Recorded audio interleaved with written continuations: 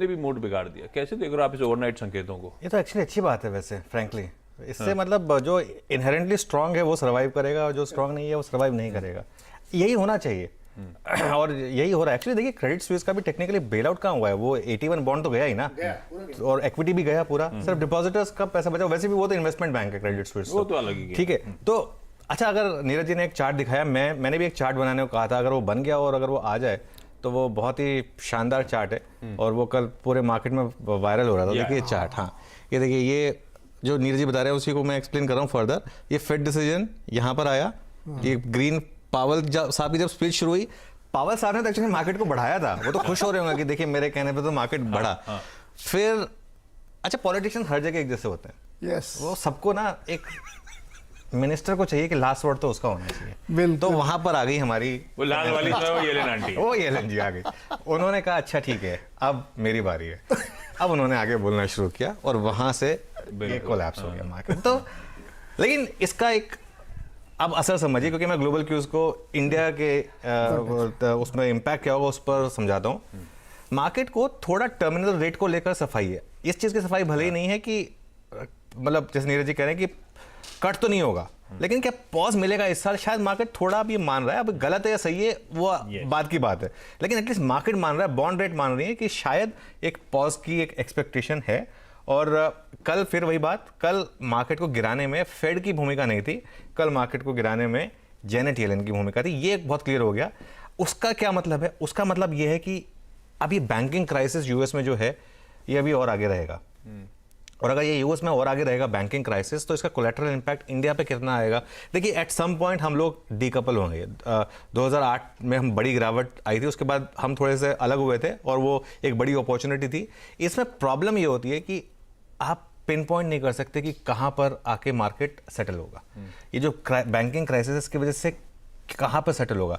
लेकिन इसकी वजह से एक चीज़ है, आईटी स्टॉक्स अभी भी नियर टर्म में दबाव में रहेंगे और ये एक अच्छी अपॉर्चुनिटी होगी बाय द वे आपके लिए पोर्टफोलियो में ऐड करने के लिए। देखिए ट्रेडिंग के हिसाब से आपको स्क्रीन को रिस्पेक्ट करना है। मैं बार बार बोल रहा हूँ कि अपने आप को इस समय आप ट्रेडिंग और इन्वेस्टमेंट अप्रोच कंप्लीटली डिफरेंट रखिए। ट्रेड कर रहे हैं तो स्क्रीन को रिस्पेक्ट करिए। जैसे कल अगर आईटी ने आपको क्लियरली इंडिकेट कर दिया था गैप अप पे कि सेलिंग आ रही है तो आपको सेल करना चाहिए था, लेकिन अगर आप इन्वेस्टर हैं तो एक्यूमुलेट करिए।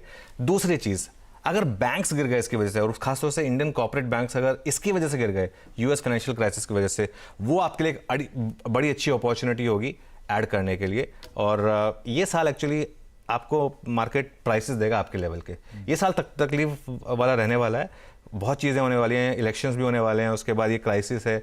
आज इस साल आपको ना प्राइसेस मिलेंगे इन्वेस्ट करने के। अब आप करें या ना करें ये आपके ऊपर है, क्योंकि होता क्या है कि लोग नॉर्मली पैनिक में इन्वेस्ट करते नहीं है, 2 साल बाद सोचते हैं कि काश मैंने उस टाइम इन्वेस्ट कर लिया होता। वो बेसिकली वही सारा का सारा फर्क है। लेकिन देखिए अब मैं ये नहीं कह सकता कि बैंक निफ्टी यहाँ पर बॉटम आउट होगा या 2000 पॉइंट और गिरेगा या 4000 पॉइंट और गिरेगा। अब ये कहना किसी के बस की नहीं है। तो इसके लिए ट्रेडिंग में स्क्रीन को रिस्पेक्ट करिए, लेकिन अगर आप इन्वेस्टर हैं तो बॉटम तो आप कभी नहीं पकड़ पाएंगे।